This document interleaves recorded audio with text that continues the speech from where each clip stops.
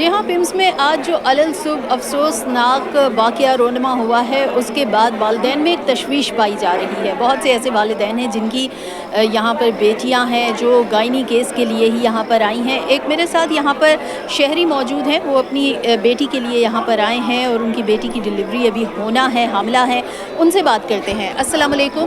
جب آگ لگنے کا یہ واقعہ ہوا ہے تو آپ کی بیٹی بھی اسی ہاسپٹل میں اسی وارڈ میں تھی، بچوں کے وارڈ کی طرف؟ جی، بچوں کی وارڈ میں تھی، تقریباً 10 دن ہو گئے ادھر بچی میں ایڈمٹ ہے، سمجھ آئی۔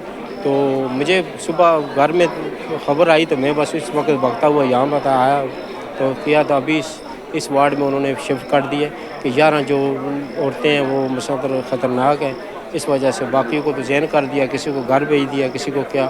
آپ آئی کہاں سے ہیں؟ میں بارہ سے آیا ہوں۔ بارہ سے، وہیں سے ہی آپ کی بیٹی یہاں پر آ کے ایڈمٹ ہے؟ ابھی آئی ہے۔ ٹھیک ہے، تو یہ جو سانحہ رونما ہوا اس وقت آپ کی بچی وہاں تھی، اس کے بعد اس کو یہاں پر شفٹ کیا گیا؟ وہاں بعد میں پہلے تو یہ اس پر آپ کیا کہتے ہیں؟ اس وقت یہاں پر جو آپ کے باقی یہاں پر کوئی نہ کوئی گھر سے ہوگا، انہوں نے کیا دیکھا یہاں پر؟ کوئی بھی نہیں تھا نا، بیٹی کے ساتھ کوئی بھی نہیں تھا۔ عورتوں کی واٹ ہے، وہاں تو جانے نہیں دیتے، سمجھ آئی۔ تو ہمیں جب پتہ لگا تو ہم واپس آئے کہ ادھر پہنچے تھا۔ بیٹی بولا گھبرائی ہوئی تھی، میں کہا بیٹا گھبراؤ نہیں، ہم یہاں پہنچ آئے ہیں ماشاء اللہ۔ تو ابھی میں بہن کو ساتھ لے کر آؤں، اس کو ساتھ کو اندر کیا ہے نا، سمجھے، بھیج دیا ہے۔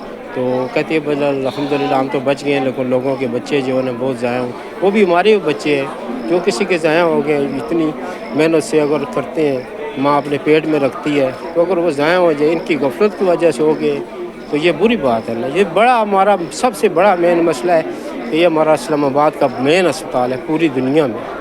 اگر اس میں یہاں اتنی غفلت ہو رہی ہے تو ہم کہاں جائیں گے غریب لوگ؟ تو اس کے بعد آپ کے تحفظات بھی یقیناً بڑھ چکے ہیں۔ اب کیا کریں؟ اگر کسی کو کچھ بات کہتے ہیں تو تبھی رولا بنتا ہے، نہیں کرتے تو ابھی بچی کو لے جاؤ، میں بچی کو کہاں لے کر جاؤں؟ مجھے بتائیں میں کہاں لے کر جاؤں؟ پھر آپ یہ اندر رکھی ہے تو چلو الحمدللہ ابھی تو ہم ادھر ہی ٹھہرے ہوئے، دیکھو ابھی کیا بنتا ہے کیا نہیں بنتا۔ ابھی کمیٹیاں بنے گی، اور آگے شعبہ ہوں گے، اس کے بعد بس متلی ہو جائے گی، بس کام ختم۔ ٹھیک ہے، بے حد شکریہ۔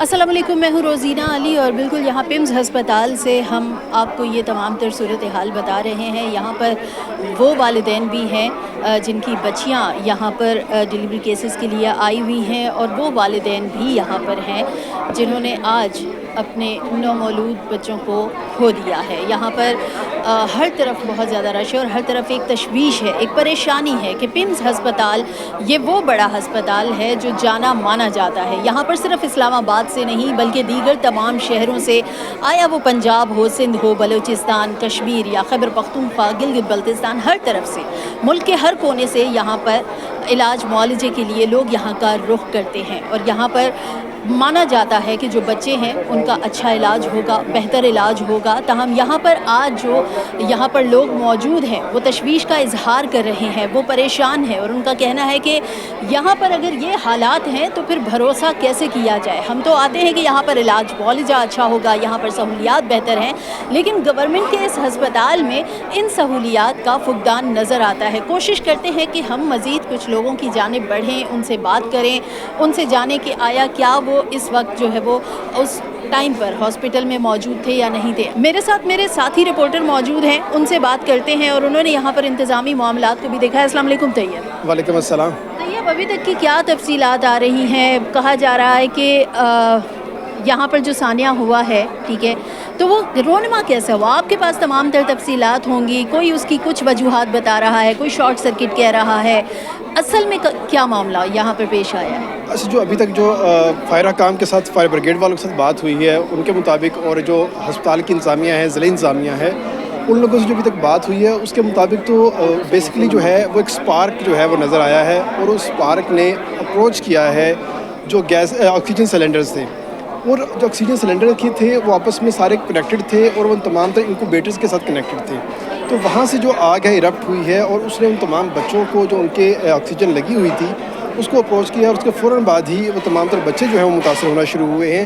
اب تک کی اطلاعات جو ہے وہ یہی کہہ رہی ہیں، لیکن یہاں پہ سوالیہ نشان ایک اس چیز پہ آ جاتا ہے کہ آخر اس ٹائم پہ ہاسپٹل کا جو ٹیکنیکل سٹاف ہے، جو کہ الیکٹریشین تھے یا دیگر ٹیکنیشینز تھے، وہ کہاں پر تھے؟ اگر اس طرح کی کوئی ایمرجنسی ہو گئی تھی تو اس کا پلان بھی کیا تھا؟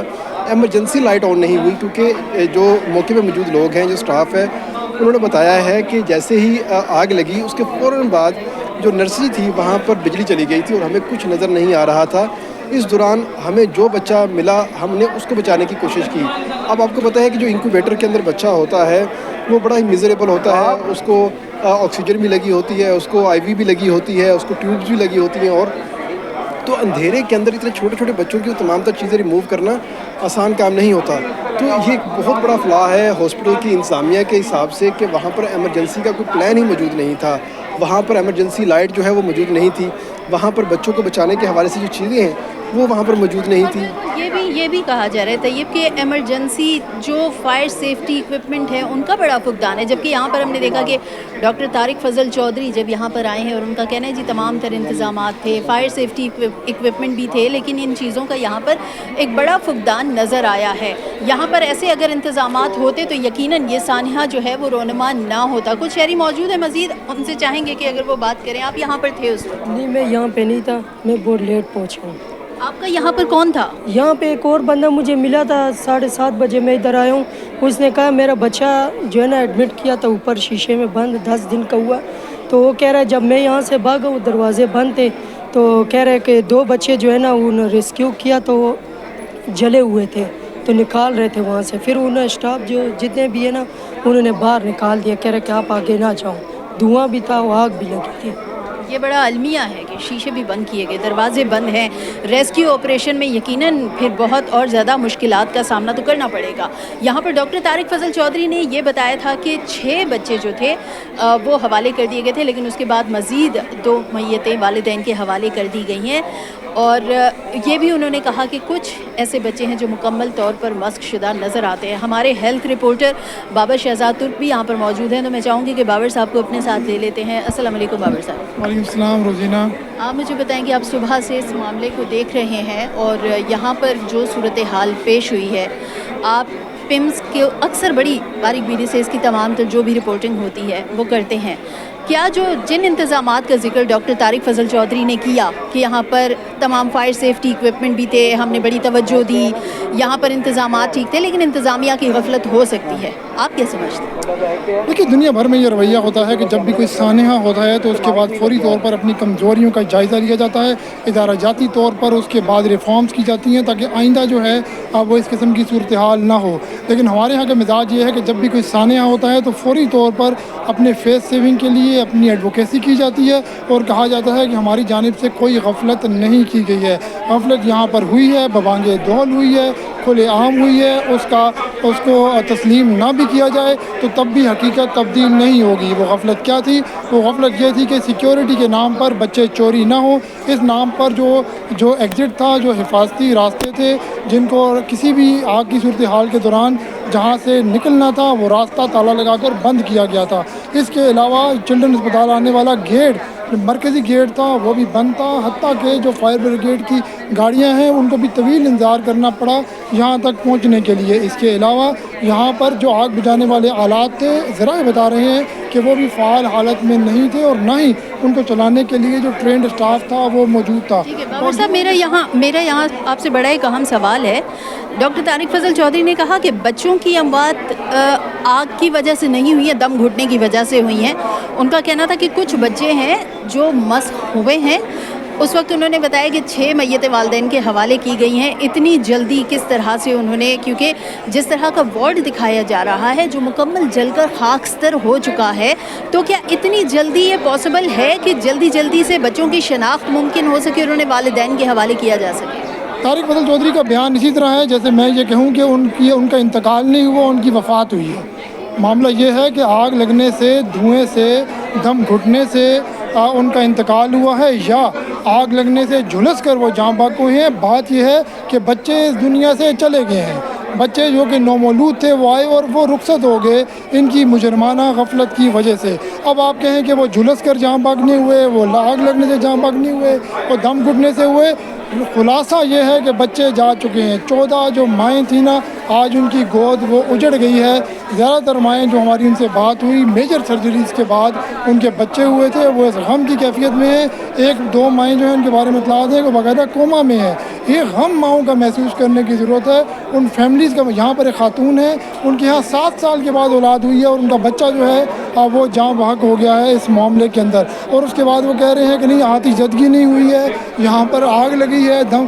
भाई बात यह है कि वो फोत हो गए हैं। बात यह है बाबर साहब, यानी कि बात वहीं पर आ जाती है कि हर मामले में जिस तरह से हम देखते हैं कि हुकूमत, चूँकि अक्सर ये देखा गया है कि चाहे बजट का भी मामला हो तो उसमें हस्पतालों का जब बजट होता है वो बहुत एक थोड़ा सा बजट होता है, इस जानिब तवज्जो नहीं दी जाती। हम अक्सर असम्बली के कागजात में देखते हैं जो सवालात होते हैं और उनमें भी बड़ी ऐसी चीज़ें सामने आती हैं कि जी फंड्स नहीं मिल रहे हैं, बजट नहीं है। हस्पतालों में बहुत ज़्यादा इन चीज़ों की ज़रूरत होती है, जहाँ पर हस्पताल में भी बर वक्त, बल्कि हर वक्त ही कहेंगे कि जो फायर ब्रिगेड की गाड़ी है वो भी मौजूद होनी चाहिए ताकि रेस्क्यू के लिए अगर ज़रूरत पड़े तो बर वक्त रेस्क्यू की कार्रवाई मुमकिन हो सके। तो ये तो ऐसा ही हुआ बाबर साहब कि हुकूमत अपनी अब जो बहुत सारी कारकर्दगी है उस पर पर्दा डाल रही है, जो बहुत उनके अपना जो उसको क्या कहें नाक़िस हिकमत अमली थी, हॉस्पिटल में तवज्जो नहीं थी, अपने आप को छुपाने के लिए ये सारी बातें की जा रही हैं।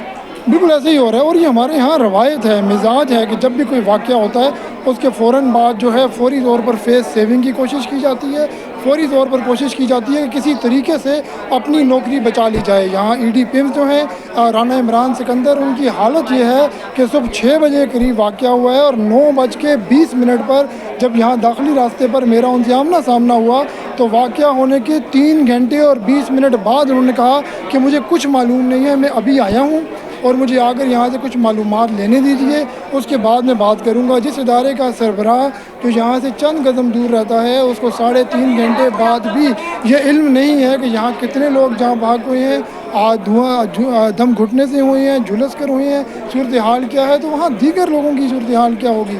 अब यहाँ पर ये जो इतनी एफिशिएंसी दिखा रहे हैं जो मेरे सामने अकब में आप ये पुलिस, ये तमाम जो आला हुकाम देख रहे हैं, उसकी वजह यह है कि वज़ीर आज़म ने नोटिस ले लिया है।